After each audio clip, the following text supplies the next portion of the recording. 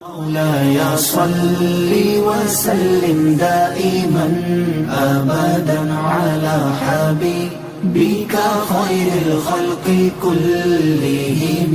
مولاي صل وسلم دائما أبدا على حبيبك خير الخلق كلهم. مولاي صل وسلم دائما أبدا.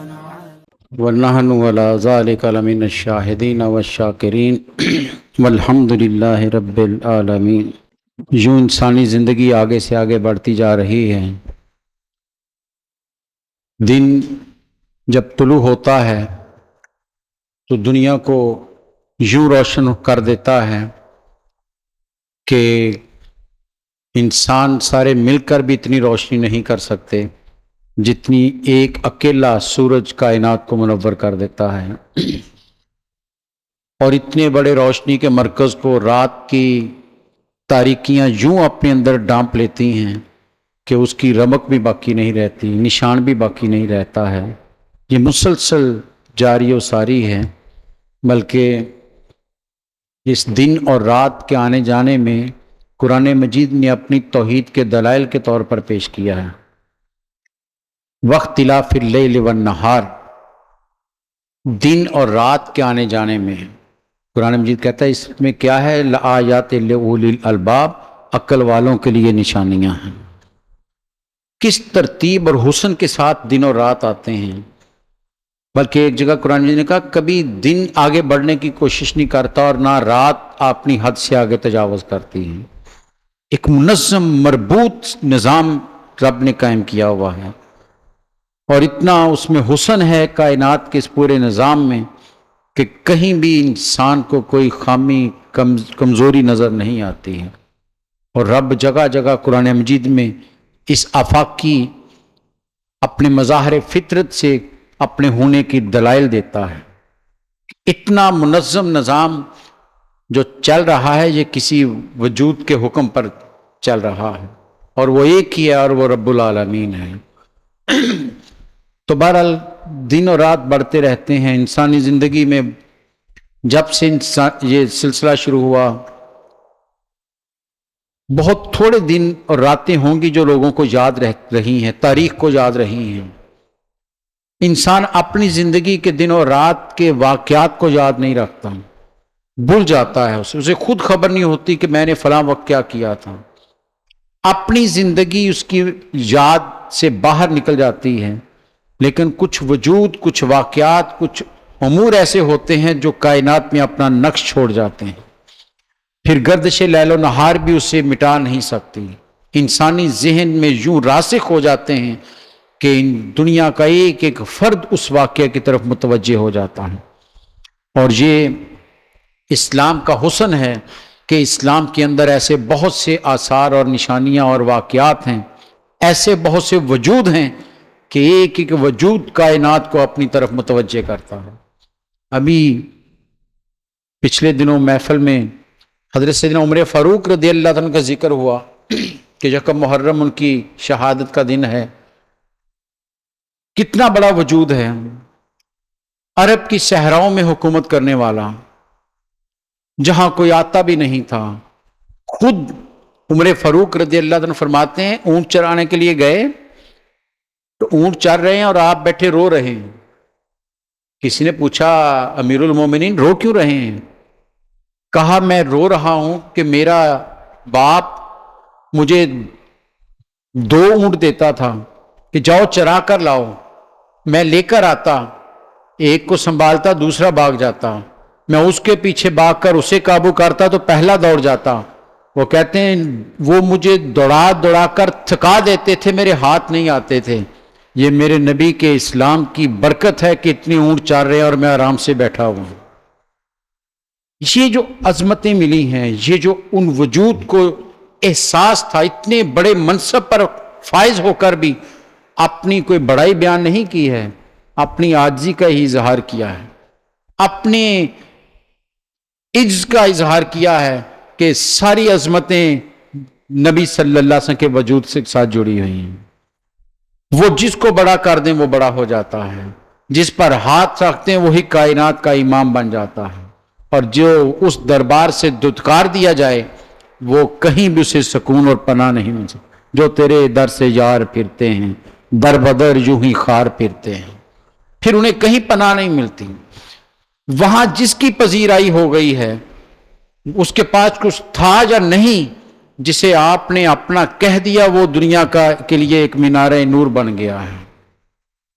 تو حضرت عمر فاروق رضی اللہ عنہ کے بارے میں تاریخ کہتی کہ 22 لاکھ مربع میل پر حکومت کرنے والے، جن کے نام سے کیسر اور کسرا بھی ڈرتے ہیں، کہتے ہیں آپ روایت کے الفاظ میں بیان کرتا ہوں کہ آپ کے دونوں شانوں کے جو لباس پہنا ہوا تھا، کرتا پہنا ہوا تھا، دونوں شانوں کے درمیان پشت پر 4 پیوند لگے ہوئے تھے۔ 4 پیوند لگے تھے۔ کون ہے یہ جس کے نام سے کسرا کا بھی پتا پانی پانی ہے، کفر لرزاں ہے جس کے نام، جس کے جلال سے شیطان کانپتا ہے، لیکن خود اپنی حالت کیا ہے؟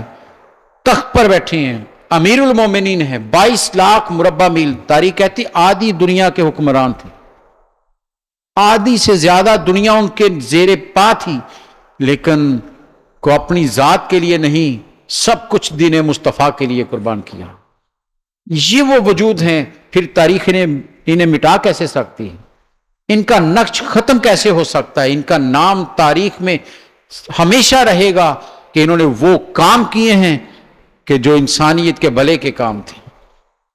ایک ایک عمل، ایک ایک رویہ ان کا جو تھا وہ دین کی خاطر تھا، اپنی ذات کے لیے کچھ نہیں سوچتے تھے، جب بھی سوچا دین اسلام کے لیے۔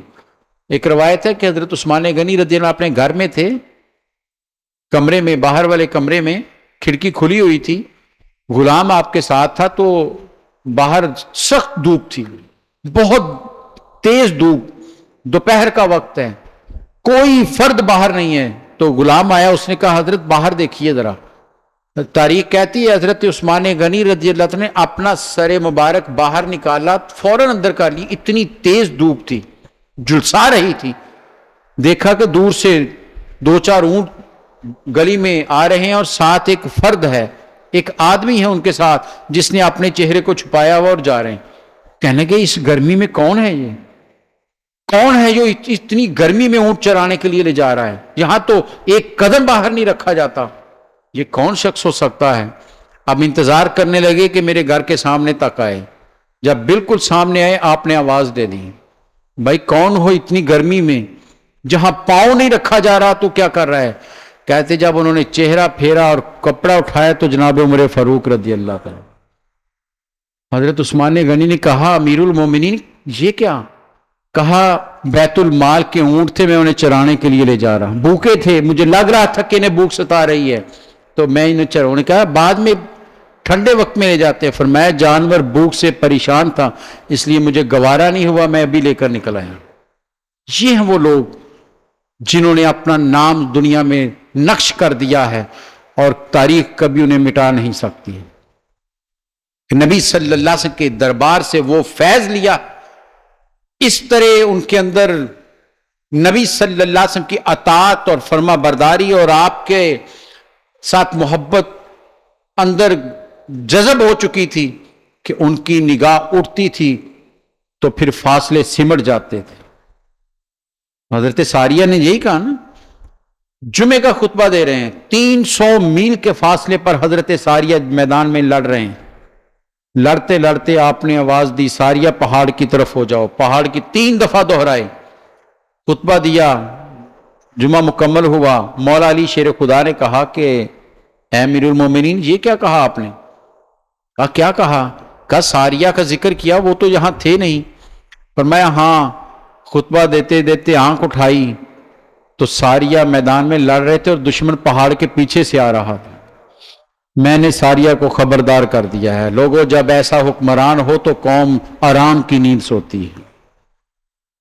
جس کی نظر 300 میل کے فاصلے پر بھی اپنی فوج پر ہو، اپنے جوانوں پر ہو، پھر قوم آرام کی نیند سوتی ہے، پھر اسے خوف نہیں کسی کا، کسی چور اچکے کا ڈر نہیں، کسی ڈاکو کا خطرہ نہیں رہتا، وہ بے سکون نہیں ہوتی، وہ اطمینان کی نیند سوتی ہے۔ اور جب قوم سے غافل حکمران آ جائیں تو لوگ تالے لگا کر بھی راتوں کو نہیں سوتے. پھر یہ کیفیت ہوتی جس سے آج ہم گزر رہے ہیں کہ دروازے بند کر کے بھی ہمیں سکون کی نیند نہیں آتی. ذرا سا کھٹکا ہو تو دل کانپ اٹھتے ہیں کہ الہی خیر ہو جائے. کہاں گرے ہیں ہم؟ جزے بھی رکھیے. کہنا یہ نہیں کسی پر ہم گرے کہاں پر ہیں، ہم کیا تھے، ہمارے بزرگ کیا تھے، ہمارے اسلاف کیا تھے، کن کے ماننے والے ہیں، کن کے پیروکار ہیں، کن کے نام لیوا ہیں، اور آج ہم کس پستی میں گر چکے ہیں. یہ پورا معاشرہ، ہم بحثیت قوم، ہم سب اس میں مجرم. سوچنا چاہیے سب کو، کیا میرے نبی کی امت اتنی کمزور ہو سکتی ہے؟ ارے وہ تو ایک فرد بھی کفر پر باری تھا. ابھی یہ محرم کا مہینہ شروع ہو گیا، جگہ جگہ تذکرے امام علی مقام کے ہیں. ایک وجود ہے اور تخت پر بیٹھا ہوا کانپ رہا، تخت پر بیٹھا ہوا، فوج اس کے پاس، لشکر اس کے پاس، طاقت اس کے پاس، غلبہ پورا کر چکا ہے، قابض ہو چکا ہے، لیکن پھر بھی ایک وجود سے کانپ رہا ہے، ڈر رہا ہے. بتا دیا لوگوں، حق کہنا اچھی بات ہے لیکن حق کہنا آسان ہے، حق کا پہرا دینا سب سے مشکل ہے، سچ کا پہرا دینا سب سے مشکل ہے. اور امام علی مقام نے کربلا میں یہی کیا، جو حق تھا اس کا پہرا دیا ہے، اور اس حق کی خاطر پھر نہیں دیکھا کہ 6 ماہ کا بچہ ہے یا شبیہ رسول 17 سال کا جوان ہے. پھر نہیں دیکھا کہ میرا بھائی عباس ہے یا بانجے اونو محمد ہیں. پھر اس حق کی عظمت کے لیے سب کچھ قربان کر دیا. قرآن کہتا ہے جال حق کا وضاحق الباطل، جب حق آ جائے باطل بھاگ جاتا ہے. کیوں؟ ان الباطل کان زہوقا، باطل کی فطرت میں بھاگنا ہے، وہ کبھی مقابلہ نہیں کر سکتا. حق کھڑا، شرط یہ ہے کہ حق کھڑا ہو جائے. ایک ایک وجود میرے نبی صلی اللہ علیہ وسلم کا عظیم وجود ہے. تذکرے ہوں گے، جگہ جگہ پر محافل ہوں گی، ہونی بھی چاہیے. کربلا والوں کا واقعہ کوئی معمولی واقعہ نہیں ہے. یہ وجود کون تھے؟ واقعہ پر جانے سے پہلے ذرا یہ ذہن میں رکھیے یہ وجود کون تھے، ان کی شان اور عظمت کیا ہے. کیوں صدیاں ہو گئی کہ لوگ ان کا ذکر کرتے ہیں تو آنکھوں میں آنسو آ جاتے. کتنی شہادتیں ہوئی ہیں، اسلام کی تو تاریخ شہادتوں سے بھری ہوئی ہے، لیکن یہ شہادت ایسی ہے جو تھم گئی ہے، کائنات پر رک گئی ہے، ہر دل میں غم پیدا کرتی ہے، ہر آنکھ کو نم کر دیتی ہے. وجہ کیا ہے؟ اس لیے کہ یہ عام وجود نہیں تھے، یہ کائنات کے چنیدہ وجود تھے، خاص الخاص وجود تھے. یہ وہ وجود تھے جن کی خاطر سرکار نے سجدے لمبے کیے. یہ وہ وجود ہیں جن کی خاطر جمعے کا خطبہ چھوڑ کر ممبر سے نیچے تشریف لائے. یہ وہ وجود ہیں جن کے کبھی رخسار پر بوسہ دیا ہے، کبھی ہونٹ کو چوما ہے، کبھی ماتھے کو بوسہ دیا ہے، کبھی گردن پر بوسہ دیا ہے. یہ وہ وجود ہیں جن کے لیے سرکار نے رب کی بارگاہ میں ہاتھ اٹھا کر استقامت کی دعائیں مانگی. عام وجود نہیں ہیں. قرآن مجید نے ذکر کیا ہے ان کا، اس لیے یہی خیال آیا کہ ان کو کیا وجود ہیں. ان وجودوں کا احساس جب دل میں آ جائے گا پھر سارے جھگڑے ختم ہو جاتے ہیں، پھر ساری بحثیں ختم ہو جاتی ہیں. پھر یہ جو پیمانے لے کر ہم بیٹھے ہیں کہ کتنا بڑا کتنا چھوٹا، سب ختم ہو جاتے ہیں جب ہم ان وجودوں کی حقیقت کو جاننے کی کوشش کرتے ہیں. آئیے ذرا دیکھیں تو صحیح یہ وجود کیا ہے. یہ ذہن میں رکھیے گا، ان سب کی عظمتیں، وہ اہل بیت اطہار ہوں، صحابہ کرام رضوان اللہ اجمعین ہوں، وہ کوئی بھی وجود ہو، ان سب کی شان اور عظمت ذاتی نہیں ہے. یہ ساری کی ساری میرے نبی کے صدقے سے ملی. جس کو جو عظمت ملی ہے دربار مصطفیٰ سے ملی. ارے جسے کہہ دیا میرا ہے، جس پر ہاتھ رکھ دیا، جسے سینے سے لگا لیا، وہ کائنات کا امام بن گیا. وہی تو امام ہے. اور جسے نظروں سے گرا دیا وہ قیامت تک کے لیے وہ راندہ درگاہ ہو گیا ہے. تو ساری عظمتیں، ساری رفتیں، ساری شان نبی صلی اللہ علیہ وسلم کی ذات کے لیے، تاجدار مدینہ کی ہیں. وہی مرکز کائنات ہیں، محبت کا محور وہ ہیں، محبت کا مرکز وہ ہیں، عشق کا وجود وہ ہیں. اس لیے عقیدت کا مرکز بھی وہی ہے. جس نے جو لینا ہے اسی دربار میں جاتا ہے. نہ ولایت ملتی ہے اس دربار کو چھوڑ کر، نہ غوثیت ملتی ہے، کوئی بھی عظمت نہیں ملتی جو اس دربار تک نہیں جاتا ہے. جس کو جو ملتا ہے در مصطفیٰ سے ملتا ہے. اور یہ آج تک اسی دور کی بات نہیں ہے، قیامت تک جس کو جو ملے گا میرے نبی کے قدموں سے ملے گا. کیونکہ خود آپ نے فرما دیا، پر میں اللہ دینے والا اور میں تقسیم کرنے والا ہوں. کون دیتا ہے دینے کو منہ چاہیے. اعلیٰ حضرت نے یہی کہا تھا نا، کون دیتا ہے دینے کو منہ چاہیے، دینے والا ہے سچا ہمارا نبی. وہ ہے جس کو جو عطا کر دیں، اور جس کو وہ عطا کر دیں پھر کوئی اسے گرا نہیں سکتا، پھر زمانہ اس کے نقش کو مٹا نہیں سکتا ہے. کیا کسی ایک صحابی کا ذکر بھی تاریخ سے محروم ہوا ہے؟ کیا دنیا تو دولت مند کو یاد رکھتی ہے، دنیا تو کہتی وہ اقتدار میں تھا اس کے تذکرے کرو، غریب کو کون یاد رکھتا ہے؟ ارے آج کے دور کا انسان اتنا خود غرض ہے، اتنا مفاد پرست ہے کہ وہ اپنے فائدے کے سے آگے سے تو دیکھتے ہی نہیں ہے. لیکن قربان جائیں نبی صلی اللہ علیہ وسلم کے، جنہیں کوئی نہیں پوچھتا تھا انہیں اپنے سینے سے لگا رہے تھے، اور جسے اپنی مجلس میں بٹھا لیا. ارے کائنات ساری قربان کی جا سکتی حضرت بلال کے پاؤں کی خاک پر. وہ عظمت ان کو دے دی جنہیں معاشرہ کچھ جانتا نہیں تھا، جن کو سمجھتا نہیں تھا.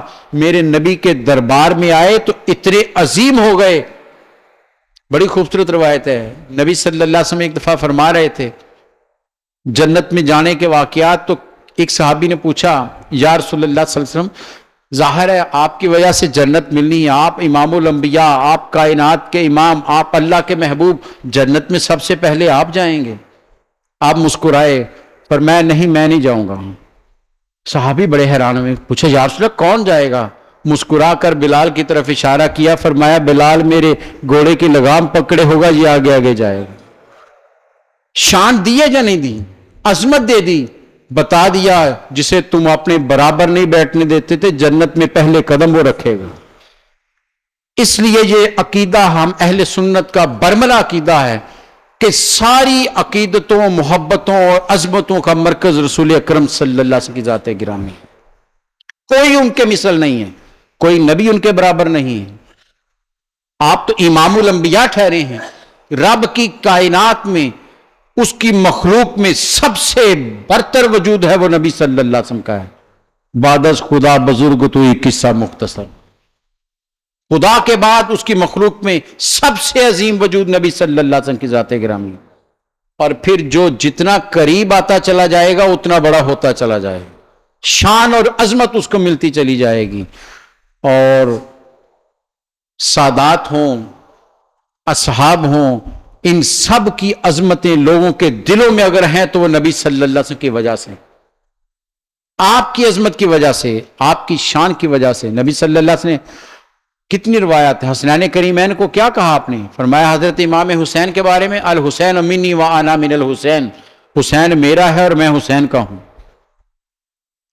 میرا ہے حسین اور میں اس کا ہوں. شان دے دی. اور حضرت سیدہ کو کیا شان دے دی؟ فرمایا فاطمہ تو بدعۃ منی او کما قال، ارے یہ تو میرے جگر کا ٹکڑا ہے. عظمتیں دی ہیں، میرے وجود کا حصہ ہے. کیوں نہ عظمتیں ملیں؟ ارے ان کی رگوں میں خون مصطفیٰ دوڑ رہا. میرے نبی صلی اللہ علیہ وسلم کا خون ان کی رگوں میں گردش کرتا ہے. اس لیے ان کی عظمتیں سب سے جدا ہیں، ان کی شان سب سے بلند ہے. اور صحابہ کرام کیوں عظیم ہیں؟ کہ انہوں نے کچھ نہیں دیکھا، اپنا فائدہ نہیں دیکھا، اپنا گھر نہیں دیکھا، قبیلہ نہیں دیکھا، رشتہ داریاں نہیں دیکھی. میرے نبی کے قدموں میں سر جھکا دیا تو سب کچھ قربان کر دیا. کوئی بھی چیز پھر اس کے درمیان میں حائل نہیں ہو سکی ہے. اور یہی ان کا عقیدہ رہا ہے کہ سب سے بڑھ کر میرے نبی صلی اللہ علیہ وسلم کی ذات گرامی. اور پھر ایک دوسرے سے اسی نسبت سے محبتیں کرتے تھے، اسی رشتے کی وجہ سے ایک دوسرے کی عزت کی جاتی تھی. حضرت ابوبکر صدیق رضی اللہ تعالیٰ عنہ مسجد سے نکلے، ساتھ مولا علی شیر خدا ہیں، آگے امام حسن تشریف لا رہے تھے. چھوٹے بچے ہیں، ابو بکر صدیق رضی اللہ آگے بڑھے، حضرت جناب امام حسن کو اٹھایا اور اپنی گردن پر بٹھا لیا، یوں بٹھا کر ان کے پاؤں سے پکڑ لیا ان کو۔ شان ہے یا نہیں، عظمت ہے یا نہیں؟ جو سب سے بڑا وجود ہے میرے نبی کی امت میں، امام حسن کو اپنے کندھوں پر اپنی گردن پر بٹھا کر ان کے پاؤں کو پکڑے ہوئے، اور چلتے چلتے مولا علی کو مخاطب کیا اور کہا اے علی سنو، میرے نبی کے اس شہزادے کی شکل رسول اللہ سے زیادہ ملتی، تیرے ساتھ نہیں ملتی، زیادہ مشابہت رسول اللہ صلی اللہ علیہ وسلم سے ہے۔ مولا علی نے غصہ نہیں کیا، ناراض نہیں ہوئے۔ حدیث پڑھیے، حدیث کہتی مولا علی مسکراتے جا رہے ہیں، خوش ہوتے جا رہے ہیں کہ میرے بیٹے کی نسبت سرکار سے کی جا رہی ہے۔ اس لیے تو امام حسن کو کہا جاتا تھا سرکار سے بہت چہرہ ملتا تھا، کہتے ہیں اوپر والا حصہ سب سے زیادہ جسم کا امام حسن کا رسول اللہ سے ملتا تھا۔ اور سیدہ کے بارے میں کیا کہا جاتا ہے؟ ام المومنین سیدہ عائشہ صدیقہ رضی اللہ تعالیٰ عنہ، آپ فرماتی ہیں کہ نبی صلی اللہ علیہ وسلم کی سیرت و کردار کے سب سے قریب تر جو وجود تھا وہ سیدہ فاطمہ الزہرا رضی اللہ تعالیٰ عنہ کا، سرکار کے رنگ میں رنگی ہوئی تھیں، اخلاق میں، سیرت میں، کردار میں سب سے قریب تر اگر کوئی وجود ہے تو سیدہ کائنات کا ہے۔ یہ عظمتیں، یہ شانیں ہیں جو ان کو عطا کی گئی ہیں، اور صحابہ اکرام اس کا احساس کرتے تھے، نبی صلی اللہ علیہ وسلم کو دیکھتے تھے کہ کس طرح نسبتیں دے رہے ہیں۔ حضرت عباس رضی اللہ عنہ کو ایک دفعہ فرمایا مخاطب کر کے کہ عباس چچا ہیں آپ کے، فرمایا مجھے اللہ اس ذات کی قسم جس کے قبضے میں میری جان ہے، کوئی بھی شخص اس وقت تک اس کے دل میں ایمان نہیں آ سکتا، اللہ اور اس کے رسول کی محبت نہیں آ سکتی اے چچا جب تک وہ تجھ سے محبت نہیں کرے گا۔ اور ساتھ ہی فرمایا جو تجھے اذیت دے گا وہ مجھے اذیت دے گا، اور فرمایا لوگوں سنو چچا بھی باپ کی مانند ہوتا۔ عظمت دے دی حضرت عباس کو، اور صحابہ اکرام نے کیسے عظمت کو مانا ہے؟ صحابی کہتے جب ہم پر کبھی مشکل آتی، بارش نہ ہوتی تو پوچھا کیا کرتے؟ کہتے کچھ بھی نہیں، دربار مصطفیٰ میں چلے جاتے، سرکار ہاتھ اٹھاتے رحمت کی بارش ہونے لگتی۔ کسی نے کہا سرکار کے بعد کیا کرتے تھے؟ کہا سرکار کے بعد بھی بارش جب رک جاتی تو ہمارے پاس ذریعہ تھا۔ پوچھا کیا کرتے تھے؟ کہتے اور کوئی ہمارے پاس وسیلہ نہیں تھا، ہم رب کی بارگاہ میں سرکار کے چچا عباس کا وسیلہ دیا کرتے تھے، اور کہتے ہیں سر حضرت عباس کا وسیلہ دے کر دعا کرتے رب بارش نازل کر دیتا۔ یہ صحابہ اکرام کا معمول ہے، کیوں کہ وہ سرکار کا خاندان ہے، چچا ہیں میرے نبی صلی اللہ علیہ وسلم۔ ایک دن نبی صلی اللہ علیہ وسلم نے حضرت عباس سے کہا چچا صبح اپنے بچوں کو لے کر آنا، سارے بیٹوں کو لے کر آؤ۔ صبح ہوئی، حضرت عباس اپنے بیٹوں کو لے کر تشریف لے آئے، سرکار بیٹھے ہوئے تھے، آپ نے ان کے اوپر چادر ڈال دی، اپنی چادر ڈالی اور کہا یہ میرے اہل بیت ہیں، یہ میرے اہل بیت ہیں، یا اللہ جو ان سے محبت کرے تو بھی ان کو محبوب رکھ، جو ان کو اذیت دے یا اللہ تو بھی وہ تیرے بھی دشمن ہیں، تیرا بھی ان سے کوئی تعلق نہیں۔ یہ سرکار نے دعا مانگی، اور روایت کیا کہتی؟ کہتے ہیں یہ دعا مانگی سرکار نے تو مسجد کے دروازوں سے اور دیواروں سے آمین آمین کی صدائیں آئیں۔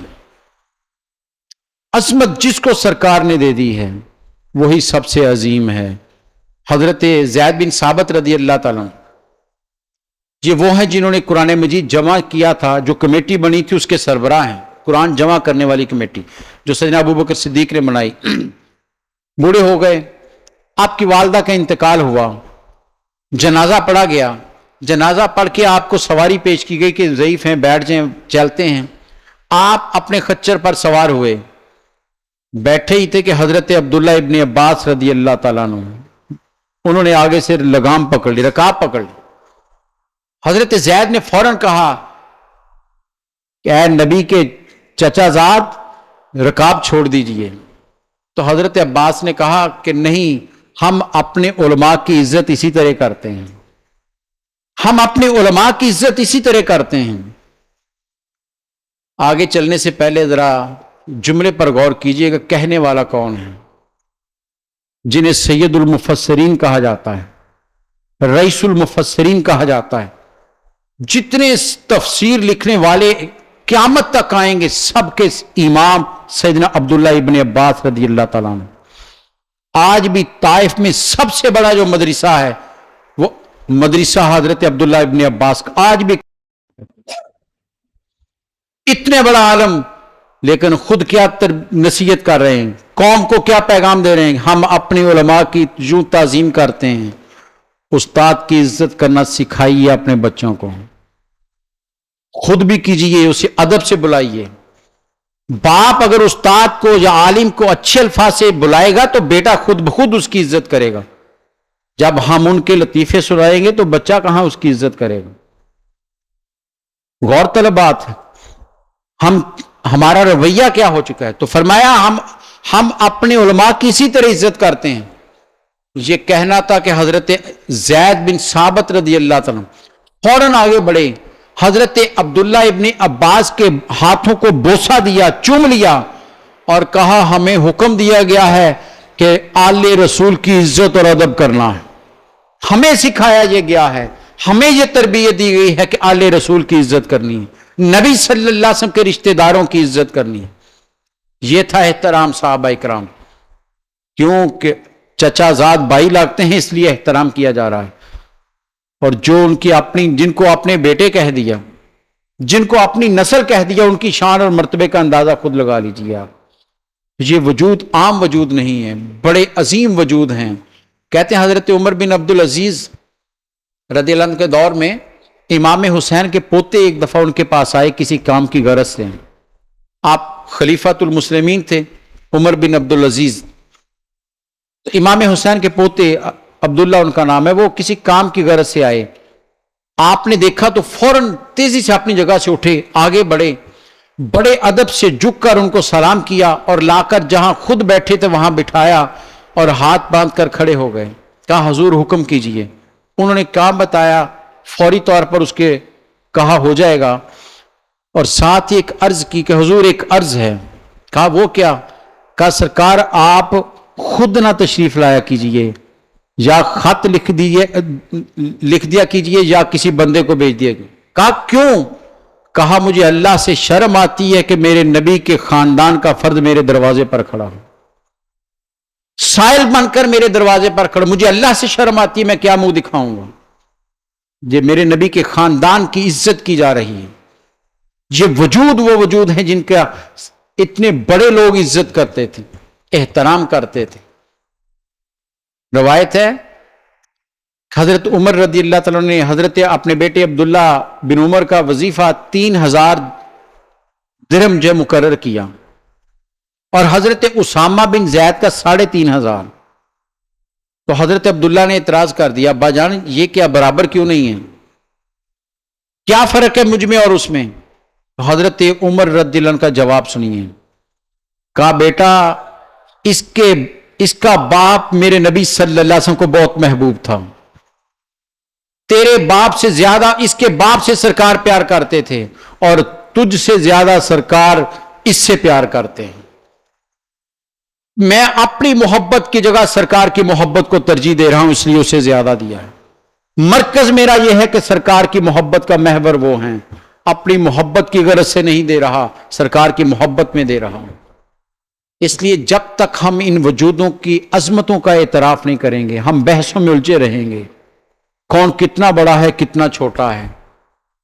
یہ پیمانے آج لے کر وہ بیٹھے ہیں جن کو زمانہ خود پوچھنے کو تیار نہیں ہے۔ ارے وہ وجود تو وہ ہیں۔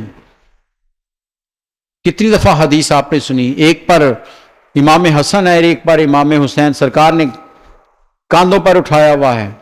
صحابی نے دیکھ کر کہا کتنی اچھی سواری ملی ہے، فوراً ٹوکا، فرمایا یہ بھی تو دیکھو سوار کتنے عظیم ہیں۔ یہ کاشانہ نبوت کسی کو ہر ایک کو مل جاتا ہے، یہاں بیٹھنا نصیب ہر ایک کے بس کی بات نہیں ہے۔ ارے جو یہاں بیٹھا ہوا ہے اس کی شان اور عظمت تو دیکھو، کتنا بلند ہے وہ، کتنا عظیم ہے وہ جسے کاشانہ نبوت مل رہا۔ اس لیے فرمایا کہ عظمتیں ساری میرے نبی کے صدقے سے مل رہی ہیں، جو آپ کا قریب تر ہے وہ عظیم ہے۔ یہ جو آیہ کریمہ سورہ احزاب کی تلاوت کی میں نے آپ کے سامنے، قرآن مجید نے اس میں ایک بات کا ذکر کیا ہے۔ قرآن فرماتا ہے اللہ تعالیٰ ارشاد فرماتے ہیں انما یرید اللہ لیذھب عنکم الرجس اہل البیت، کہ اللہ چاہتا یہ ہے کہ تم سے ہر طرح کی برائی کو، نجاست کو دور کر دے، اے گھر والو، اہل بیت، وَيُطَهِّرَكُمْ، اور تمہیں پاک کر دے۔ کیسا؟ تطہیرا، جیسا کہ پاک کرنے کا حق ہے۔ ہر طرح کی خامی، کوتاہی، اور علماء نے لکھا ہے کہ یہ جسمانی بھی، ظاہری بھی کمزوری اور خامی ہے، اور باطنی کمزوری اور خامی بھی ہے۔ یہ وجود وہ ہیں جن کے نہ ظاہر میں کوئی خامی ہے، نہ باطن میں کوئی خامی ہے، ظاہر و باطن سے معصوم وجود ہیں، پاکیزہ وجود ہیں، اور ان کی طہارت کی گواہی قرآن دے رہا ہے۔ اس لیے اہل بیت اطہار ہوں، ازواج مطہرات ہوں، اصحاب رسول ہوں، یہ سارے عظیم تر وجود ہیں، اس لیے کہ ان کی عظمتیں سرکار بیان کرتے ہیں۔ اور ان وجودوں میں جو آپ کے لاڈلے شہزادے ہیں، ان کا تو مقام ہی بہت مختلف ہے۔ صحابہ کرام خود ان کے ناز اٹھایا کرتے تھے۔ ارے ان کے ناز کیوں نہ زمانہ اٹھائے جن کے ناز سرکار اٹھاتے رہے ہیں۔ یہ روایت میں نے پہلے بھی آپ کو سنائی، لطف آ جاتا ہے جب یہ روایت پڑھتے ہیں۔ ایک صحابی کہتے ہیں مجھے نبی صلی اللہ علیہ وسلم سے کچھ کام تھا، آپ عشاء کی نماز پڑھا کر گھر تشریف لے جا چکے تھے، رات ہو چکی تھی، موسم سرد تھا، مجھے کام تھا کوئی ضروری، میں آپ کے حجرہ اقدس پر پہنچا، دستک دی، تھوڑی دیر کے بعد سرکار اپنے حجرہ سے باہر تشریف لائے، چادر اوڑی ہوئی ہے، اور مجھ سے پوچھنے کے کیا بات؟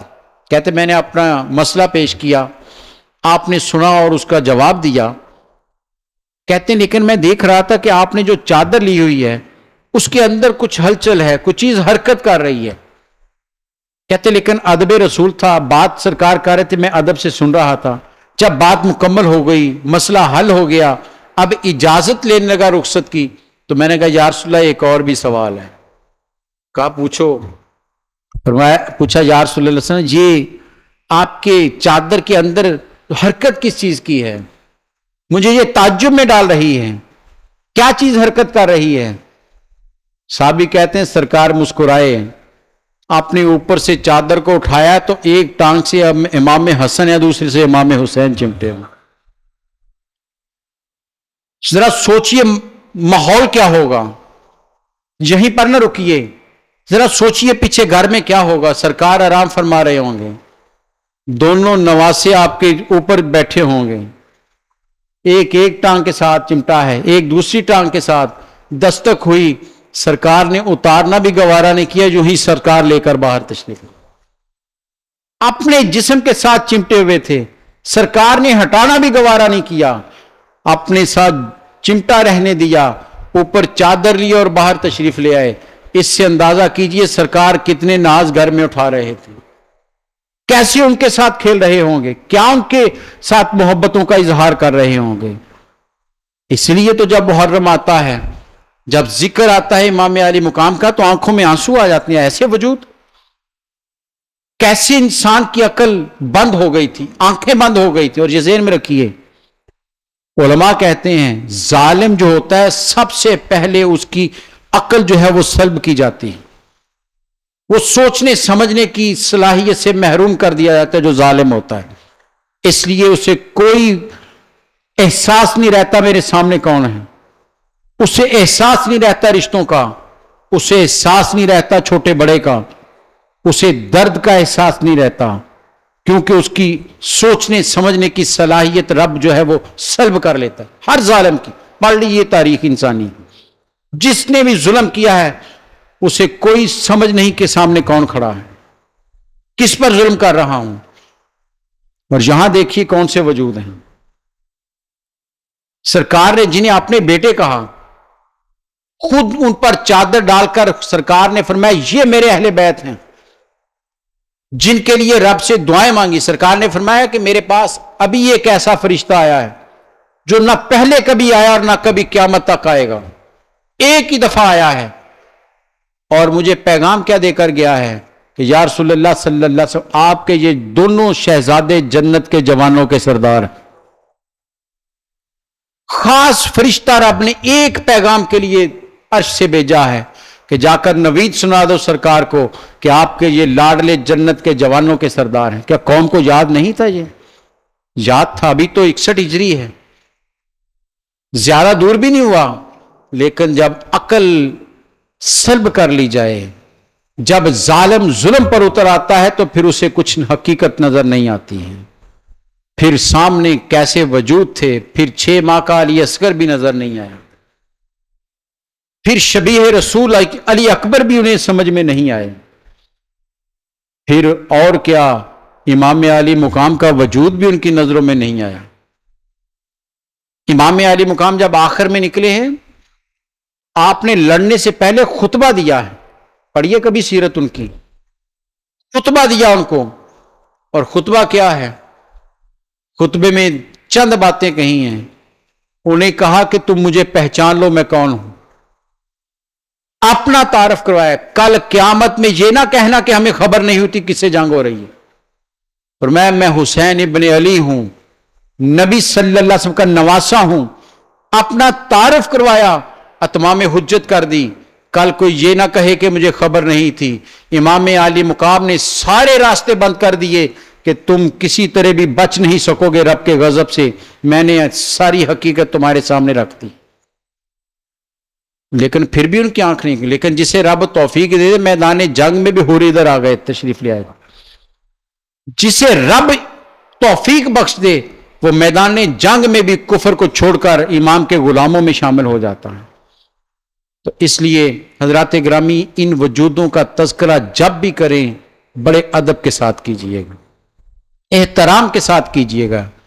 جب بھی کسی کا نام نہیں، صحابہ کرام میں سے ہوں، اہل بیت اطہار میں سے ہوں، ازواج مطہرات میں سے ہوں، ادب کے ساتھ ذکر کیجئے. اللہ نے شانیں کیا دی ہیں؟ نبی کے صحابہ کو قرآن نے کہا رضی اللہ عنہم ورضوا عنہ. یہ وہ ہیں جن سے یہ اللہ سے راضی ہیں، اللہ ان سے راضی ہو گیا. ہماری تقدیر کا فیصلہ حشر میں کیا جائے گا. صحابہ کرام تو دنیا میں سند دے دی کہ میں تم سے راضی ہو گیا ہوں. اس سے بڑھ کر اور کیا ہے کہ رب ان سے راضی ہے. اور ازواج مطہرات کو شان کیا دی؟ فرمایا وازواجہ امہاتکم. ارے نبی کی جو بیویاں ہیں وہ پوری قوم امت کی ماں ہیں، امت کی ماں ہیں. اور ماں کا ادب نہ کرنے والا کوئی بد نسل ہی ہو سکتا ہے. اصل النسل کبھی ماں کی گستاخی نہیں کرتا، ہمیشہ سر جھکا لیتا ہے کہ سامنے ماں کھڑی ہے. بتا دیا یہ وہ. اور اہل بیت اطہار کی شان میں تو فرما دیا ان کو تو ہم نے پاک کر دیا. اس لیے کہنا یہ چاہتا ہوں کہ جب بھی ذکر کیجئے گا پیمانے رکھ کر ذکر نہ کیجئے گا. شانیں وہ جو سرکار نے عطا کر دی ہیں، رفتیں وہ جو ان کو اللہ نے عطا کر دی ہیں. ہمارا کام کیا ہے؟ ہم ان کے فضائل کا ذکر کریں، ان کی سیرت کو پڑھ کر اپنی زندگیاں سنوارنے کی کوشش کریں.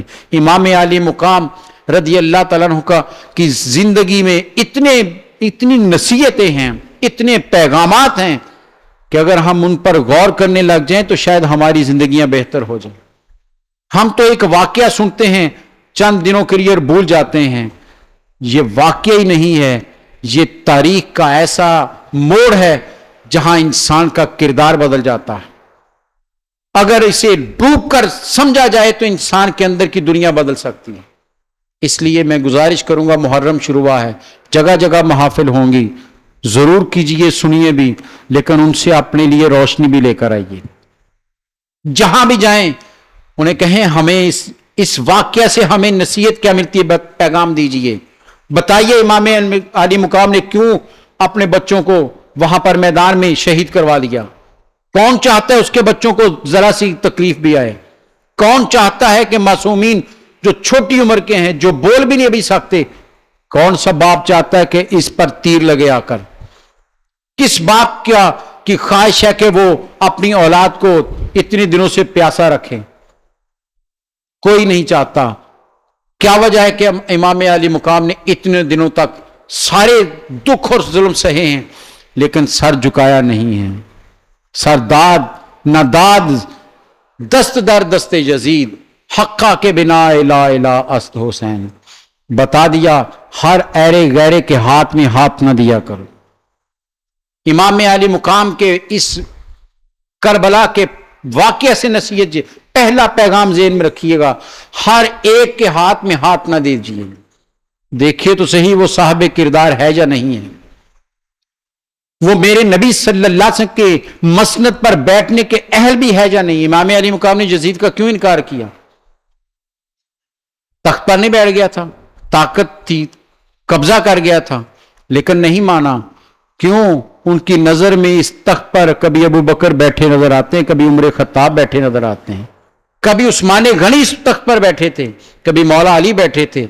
کیسے ممکن ہے کہ اس طرح کی ہستیاں جس مسجد پر بیٹھی ہوں وہاں یزید جیسا شرابی زانی آ کر بیٹھ جائے؟ امام نے ہاتھ کھینچ لیا، کہا نہیں، آج اگر میں وقتی طور پر خاموشی اختیار کر لوں گا، قیامت تک کے لیے دین کا نقشہ بدل جائے گا۔ وقتی طور پر اگر میں صلح کر لوں گا تو لوگ دین کو جیسے چاہیں گے موڑ لیں گے، لیکن آج استقامت کے ساتھ کھڑے ہو کر حق کا پہرا دیتے ہوئے امام علی مقام نے سب کچھ قربان کر دیا، تو قیامت تک کے لیے دین کو بچا لیا، قیامت تک کے لیے دین کو بچا لیا ہے۔ کوئی دین پر اب انگلی نہیں رکھ سکتا کہ تم نے دین کو بدل دیا ہے۔ دین کی عظمت اور دین کے اصل چہرے کو سامنے رکھنے کے لیے امام علی مقام نے سب کچھ قربان کیا ہے۔ یہ پیغام ہے کربلا کا، یاد رکھیے گا اسے، اپنی اولاد کو سمجھائیے گا کہ دین کی خاطر ہر چیز قربان کی جا سکتی ہے۔ کتنا بڑا دین ہے کہ میرے نبی کے نواسوں نے اپنی جانیں پیش کر دی ہیں۔ کون سا خون بہا ہے کربلا میں؟ کوئی عام خون تھا وہ؟ یہ خون مصطفیٰ ہے صلی اللہ علیہ وسلم۔ میرے نبی صلی اللہ علیہ وسلم کی نسبت ہے ان کے ساتھ، نسلی اور نسبی نسبت ہے، وہ خون بہا ہے اور دین کی خاطر بہا ہے۔ اس لیے دین پر کبھی حضرات گرامی مصلحت کا شکار نہیں ہونا ہے۔ دین کے لیے سب کچھ قربان کرنے کا جذبہ لے کر اس محرم میں عہد کر کے نکلیے کہ ہم دین پر کبھی حرف نہیں آنے دیں گے۔ اگر ہم نے یہ عہد کر لیا تو یہ جو روز واقعات کبھی کہیں سویڈن میں کبھی کہیں ہوتے ہیں، پھر کسی کی جرت نہیں ہوگی۔ ایک عمر خطاب بیٹھے تھے، کسی میں جرت نہیں تھی کہ مسلمان کسی عورت کی طرف گندی نظر سے بھی دیکھ لے۔ مصر سے روایت ہے کہ 100 سے زیادہ اونٹوں پر مال غنیمت لدا ہوا، 100 سے زیادہ اونٹ تھے، بھیجے گئے مدینہ منورہ، ساتھ میں فہرست ہے کہ اتنا مال ہے، اس میں ایک ایک چیز لکھی ہوئی ہے، اور ساتھ کون ہے؟ صرف اونٹ کو کھینچنے والے ہیں جو اونٹ کو چلاتے ہیں، کوئی فوج نہیں ہے۔ مسجد نبوی میں پہنچا، عمر فاروق نے ایک ایک اونٹ کو سامان اتارا، لسٹ ہاتھ میں ہے، چیک کرتے جا رہے ہیں، اتارتے جا رہے ہیں۔ جب سارے اونٹ اتار لیے گئے سامان، حضرت عمر خطاب کی آنکھوں میں آنسو آ گئے، رونے لگ گئے، زاروں قطار روئے۔ لوگوں نے کہا حضرت آج تو صحن مسجد نبوی بھر گیا ہے، اتنا مال غنیمت آیا ہے، آج تو خوشی کا موقع ہے، اتنا مال تو کبھی بھی نہیں آیا اور آپ رو رہے ہیں۔ فرمایا تمہیں خبر نہیں ہوا کیا ہے؟ کہا کیا وجہ ہے؟ کہا یہ سینکڑوں میل کا فاصلہ طے کر کے پہنچے ہیں، کوئی لشکر اور کوئی فوجی ان کے ساتھ نہیں ہے۔ میرے نبی کے دین کی ہیبت اور عظمت یہ ہے، اس میں ایک سوئی بھی کم نہیں۔ یہ ہے دین مصطفیٰ، یہ ہے میرے نبی صلی اللہ علیہ وسلم کے جانثاروں نے جو دین کے لیے کیا ہے۔ اللہ تعالیٰ مجھے اور آپ کو دین کو سمجھ کر اس کی خاطر سب کچھ لٹانے کی توفیق عطا فرمائے۔ وآخر دعوانا ان الحمدللہ رب العالمین۔ مولاي صل وسلم دائما أبدا على حبيبك